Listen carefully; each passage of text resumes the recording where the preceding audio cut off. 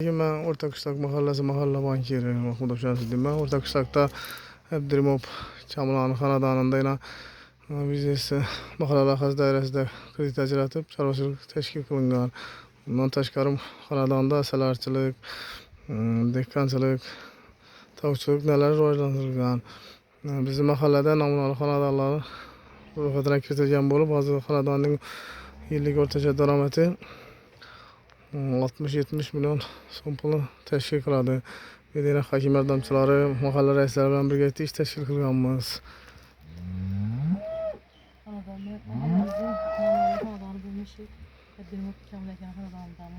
Bu xanadanni katta-yu kichigi hammasi o'ziga yarasha ish bilan mashg'ul, chorvachilik, asalarichilik, dehqonchilik bilan shug'ullanadilar.